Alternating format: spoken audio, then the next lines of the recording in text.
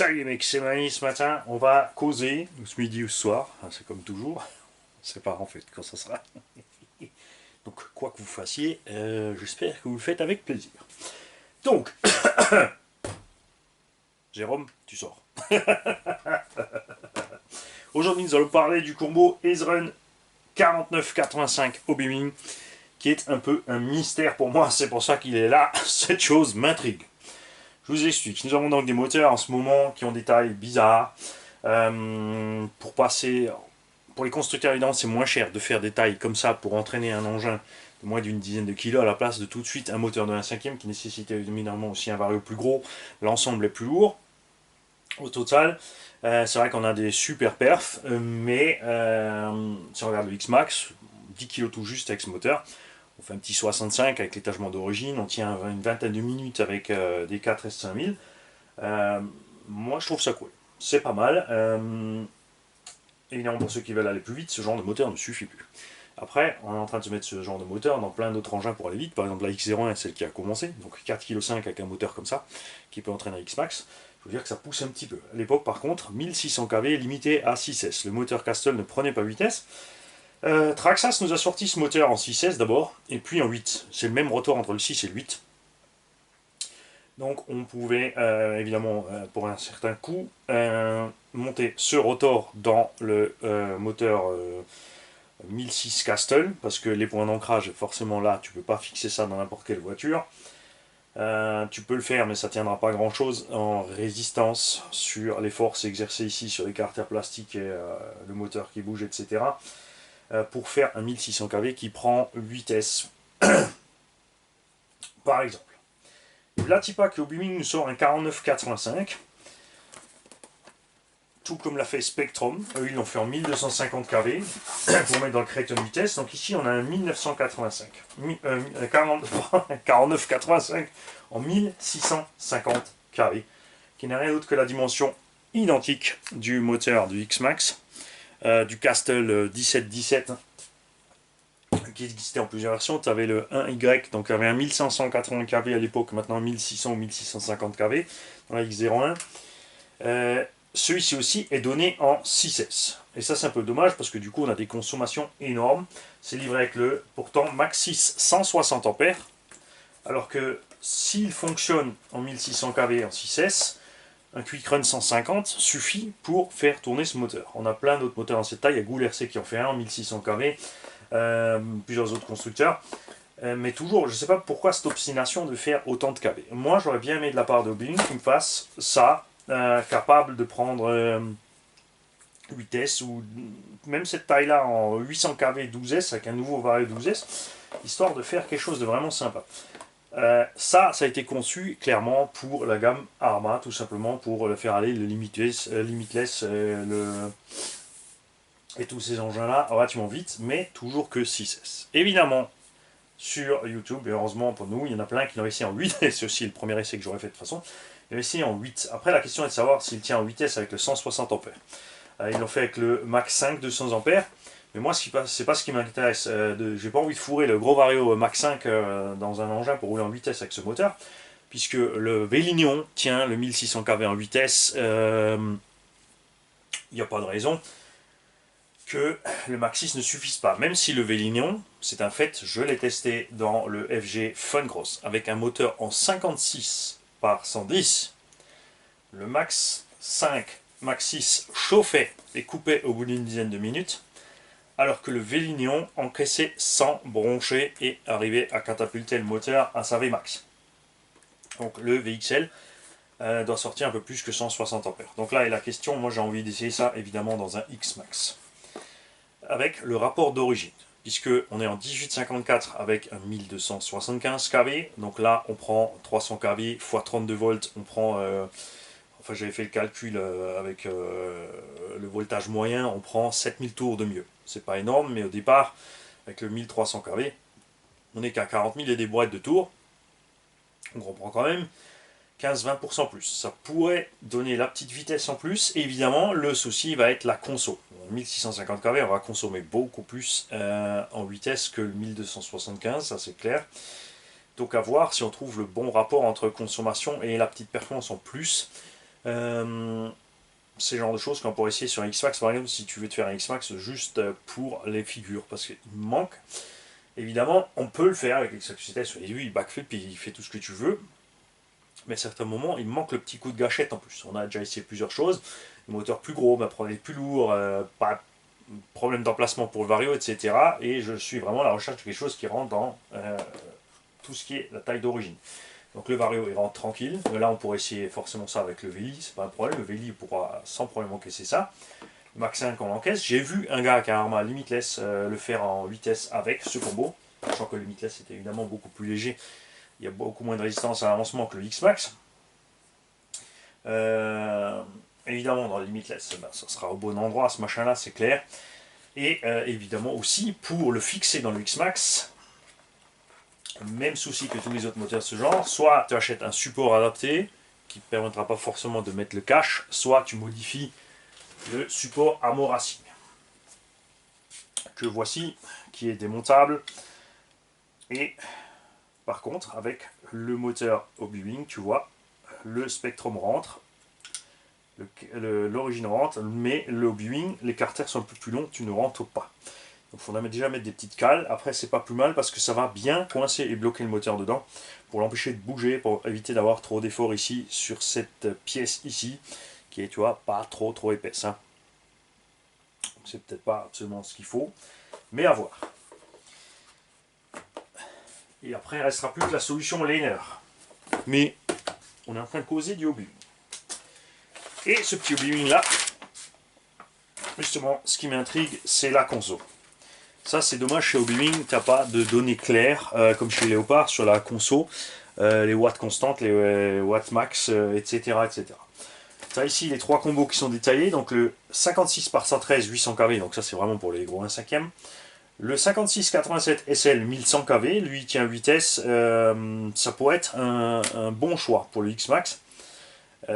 Tu perds des kV, mais le moteur est plus gros en diamètre, donc c'est à la taille du moteur, par exemple, qui est dans le Losi Super Ocret. Qui est un excellent choix de l'Osi, le 750 kV là-dedans. Avec le X-Max, évidemment, on a une grande démultiplication. Ce moteur serait très bien aussi dans le Kraton, puisque justement, à cause de son nombre de tours minutes, comme le Kraton dispose d'une démultiplication. Petite parenthèse sujet, chez Arma aussi, ils ont prévu, dans la notice, écrit jusqu'à moteur 5613 ou 5813, mais ils ne proposent absolument aucun support pour monter ces moteurs à 1/5 dans le Kraton. Le support moteur d'origine, pour moi, aurait dû être prévu tout de suite en conséquence, avec un trou supplémentaire pour fixer le moteur 1/5. Ça ne va pas, parce que le support est creux, donc tu es dans le vide si tu fais ton trou en plus. Ça, c'est nul, donc il faut passer sur les gens qui font eux-mêmes. Donc, revenons-en à mouton. Maintenant, on parle des consos. Donc, le 1650 kV ici, c'est là, tu as un petit indice des consommations quand tu regardes le courant sans charge, c'est-à-dire la consommation du moteur à vide.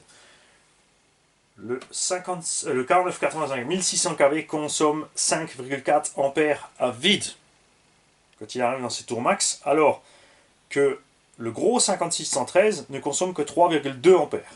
Le 5687 est entre les deux. Ça, c'est dû au nombre de tours minutes, évidemment, et surtout que les deux autres tournent en vitesse. Plus de volts égale moins de consommation.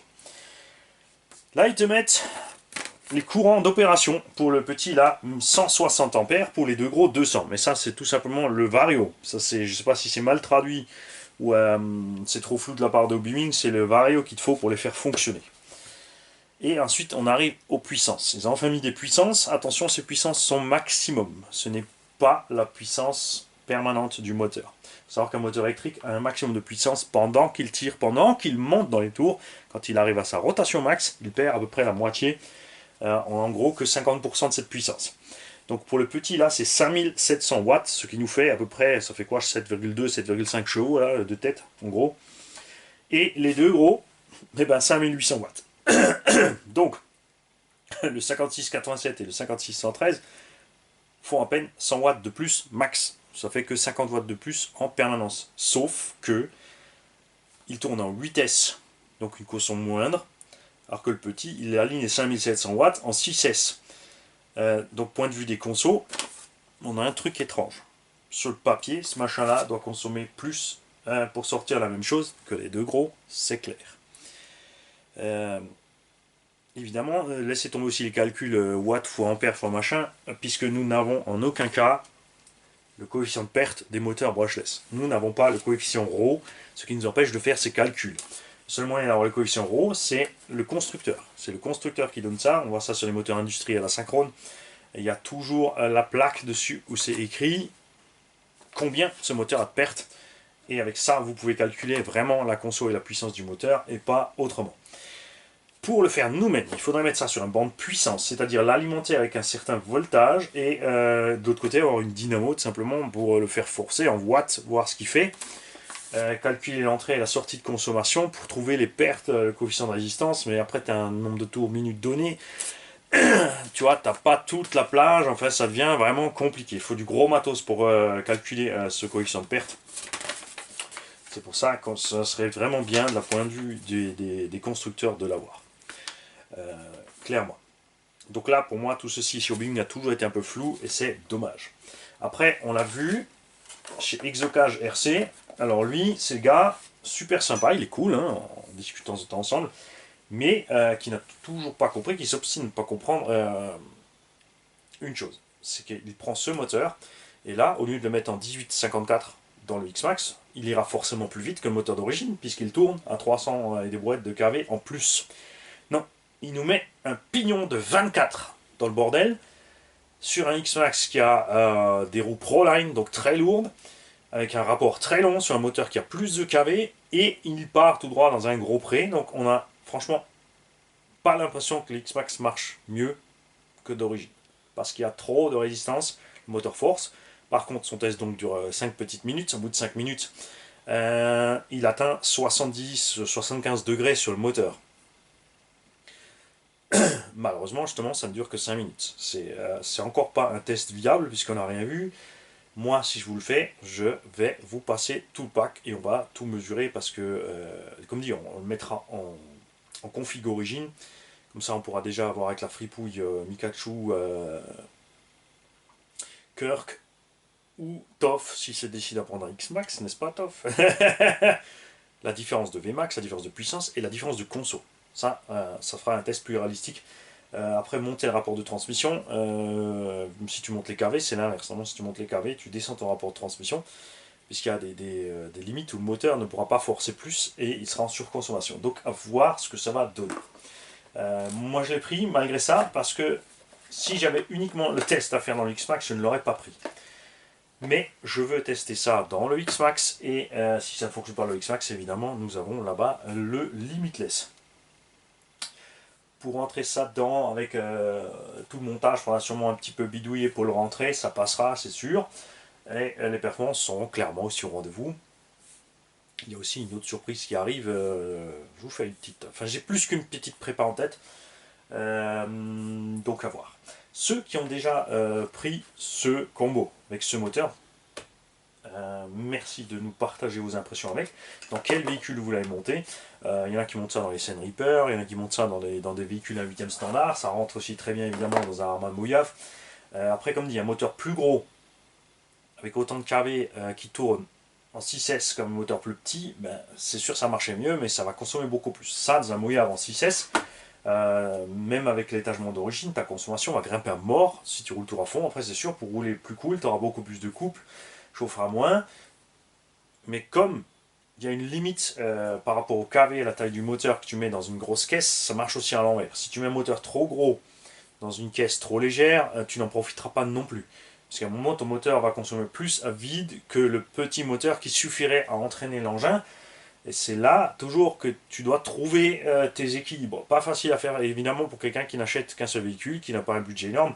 Tu peux pas te laisser le choix au hasard comme ça, de dire tiens, allez, je vais me prendre un roller de ça, je vais me prendre ce moteur. Après, t'apercevoir que tu es dans des consos de fou parce que tu as pris un moteur trop gros pour le poids de ta caisse. Ça te sert à rien. Évidemment, si tu roules toujours cool, tu vas consommer moins, tu vas chauffer moins. Mais où est vraiment l'intérêt de mettre un gros combo dans un engin pour rouler cool? Tu peux rester tout de suite sur ton moteur d'origine avec un petit pignon. Tu vois, et inversement de l'autre sens, te retrouver sous-motorisé, comme c'est le cas du Crichton 8S, dont le combo galère déjà dans la version d'origine. Je ne dis pas, si tu montes le timing, enfin on l'a fait, vous avez vu, ça chauffe à mort. Si tu montes le pignon, ça chauffe à mort. Et à un moment, soit ton moteur est trop petit pour le poids de ton véhicule, et tu as un moment où ton combo est trop gros pour le poids de ton véhicule. Tu as les deux balances, et moi évidemment avec le temps j'ai pu tester plein de choses. Après ça dépend encore de ton style de conduite et ce que tu recherches, c'est clair. Il y en a plein dans le Kraton vitesse qui ont mis un combo 800 kV en vitesse. Absolument aucun intérêt de rouler avec un moteur plus gros en vitesse dans le Kraton, à part pour la chauffe, mais pour compenser la vitesse, il faut un pignon comme ça. Parce que tu n'as plus assez de kV à cause de la boîte de réduction, c'est là qu'intervient le 5687. Tu vois, lui sera à l'aise, pas trop gros, pas beaucoup plus lourd, il ne consommera pas des masses en plus, par contre chauffera nettement moins. Donc on pourra atteindre les mêmes perfs que d'origine avec moins de chauffe. La conso sera implantée 2, c'est un moteur plus gros qui consomme plus, mais comme il est plus gros, il y a plus de coupe, il a moins de problèmes pour emmener l'engin, donc ça pourrait aller point de vue conso, même si tu montes l'étagement. Mais franchement, dans un engin comme le Kraton, c'est le très bon exemple pour. Il vaut mieux, si tu prends un moteur avec faible kV, avec 800 kV ou 1000 kV, il faudrait pouvoir monter les S tout simplement pour vraiment marcher mieux. Il n'y a pas photo. Il y en a plein aussi, comme dit, le gros piège, ce sont les engins lourds qu'on s'obstine à faire fonctionner en vitesse. Quand je vois T2M qui nous sort des combos 1 5e 6S, arrêtez les mecs, laissez tomber les lipos en parallèle avec du 6S, laissez tomber. Vitesse c'est pareil, dans un engin de 10-12 kg, vous avez vu dans la Clio, vitesse ça passe, ça fait 9,5 kg équipé, ça passe en vitesse, mais si tu veux vraiment faire une manche de compète de 20 minutes, ça va poser problème. Hein. Là tu vas chauffer, tu vas consommer, il faut doubler l'hypo et ça va pas. Alors qu'en 12S, vous avez vu, j'ai ragé sur la gâchette vraiment. J'avais une coupure très élevée pour être sûr, pour être tranquille. On a fait 10 minutes comme un débile. On peut pas dire autrement, à faire burner, à freiner à fond la caisse, machin. La coupure est intervenue, je suis rentré chez. Quand j'avais fini, je pouvais mettre ma main sur le moteur, parce que j'ai pris un moteur 500 kV. Les lipos étaient tièdes alors que j'ai tiré à mort dessus. C'était des 4800 mAh quand je suis arrivé à la maison pour les tester. On était à 3,8 volts par cellule. Le vario a coupé parce qu'on est arrivé vite à la coupure parce qu'on chargeait fort, mais ni les lipos ni le moteur n'a souffert. Ça, c'est pour moi un bon compromis. C'est pas le cas pour tout le monde. Je peux comprendre. Chacun son truc. Après, pour faire un tuto pour expliquer tout ça aux débutants, c'est chaud, c'est clair. Parce qu'il y a, ça fonctionne beaucoup avec le feeling aussi. Il y a des calculs mathématiques que tu peux faire. C'est ce que font les constructeurs au plus juste. Et généralement, on se rend compte qu'on est vraiment souvent limite avec la puissance ou la conso ou la chauffe quand ils attaquent sur les caisses. Pas dans les tailles standards. Si tu prends un buggy 1.8, un truck 1.8, ça se passe généralement bien. Mais tu vois, si tu passes sur une taille plus grosse, un Mamoya ou ainsi de suite, ou UDR, tu arrives à 6-7 kg. Sur le papier, les puissances qu'ils utilisent suffisent. Quand tu roules, finalement, tu t'aperçois que tu as la moitié de l'autonomie et le triple de la chauffe de l'autre. Dans un UDR, par exemple, ça serait bienvenu aussi. C'est vrai que j'ai pas compris de la part, enfin si, j'ai compris de la part de Traxxas pourquoi ils n'ont pas mis le combo 6S du Max, le combo du X-Max 6S dans le UDR ferait merveille. Il ferait merveille. Tu aurais plus de poids, dû au moteur plus gros, le Vario c'est la même taille, c'est d'ailleurs le même, donc il y aurait juste l'autre moteur à fixer. Le moteur serait beaucoup plus frais, performance tempère puisque tu as moins de kV, tu passes de 2200 à 1650 kV en partant sur la même étagement de transmission, mais ça suffirait. Le UDR tu le balancerais un petit 70-75. Le moteur aurait moins de mal à emmener la machine, on serait mieux loti évidemment pour le constructeur, il y a les coûts derrière. C'est ça, c'est là où ils nous emmerdent avec les RTR. C'est forcément ils essaient de calculer au plus juste pour gagner un max et pour que tout le monde s'y retrouve et c'est pas toujours évident. Donc, très forte chance de retrouver ce combo en premier dans X-Max ici que j'ai 9 que je prépare entièrement sur mesure pour faire ça. Je vais faire 2-3 autres modifs dessus. Je vais faire tout simplement un X-Max Stadium Truck. Puisque j'ai un MT, je vais faire la version Stadium Truck. Je ne vais pas faire la version Crawler parce que c'est sûr que si je mets des roues d'1 kg pièce ou plus sur le X-Max, tu mets un diff central, tu utilises le système du diff central avec la graisse 20 millions devant, derrière, au centre. Tu mets les bras GPM, les amortos à la verticale et tu ramollis tout ça. Il va passer absolument partout, ça c'est clair. Mais du coup, ça risque même de devenir ennuyeux. Donc il n'y a pas vraiment d'utilité à faire ce genre de choses, à part pour s'amuser. Donc en fait, il faut le faire. On verra ça. Salut les mecs, bonne continuation de ce que vous étiez en train de faire.